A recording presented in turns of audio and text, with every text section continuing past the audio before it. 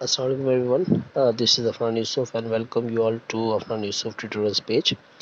इस वीडियो में हम Node.js की बात करेंगे कि Node.js क्या है।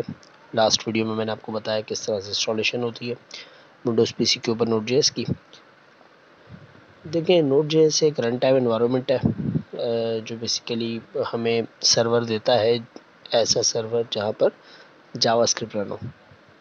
हम कोई नई लैंग्वेज नहीं पढ़ेंगे, हम कोई नया फ्रेमवर्क नहीं पढ़ेंगे। Node.js कोई फ्रेमवर्क नहीं है, Node.js कोई लैंग्वेज नहीं है, बल्कि हम जावास्क्रिप्ट की सर्वर साइड स्क्रिप्टिंग Node.js के ऊपर करते हैं और Node.js हमें वो एनवायरनमेंट देता है जहाँ पर जावास्क्रिप्ट रन होती है सर्वर साइड पर। ये कोई फ्रेमवर्क नहीं है, ये रूबी रेल्स नहीं है, ये जेंगो फ्रेमवर्क नहीं है, ये MVC नहीं है, ये कोई फ्रेमवर्क नहीं है। हम प्योर जावास्क्रिप्ट के ऊपर कोड करके सर्वर साइड जावास्क्रिप्ट चलाएंगे। तो जावास्क्रिप्ट जो है एक स्क्रिप्टिंग लैंग्वेज हम सब जानते हैं। अच्छा, हमने अब तक जो है वो क्लाइंट साइड स्क्रिप्टिंग पढ़ी है जो कि ब्राउज़र पर रन होती है। हर ब्राउज़र के अंदर रेंडरिंग इंजन होता है और प्लस उसके साथ एक जावास्क्रिप्ट इंजन भी होता है।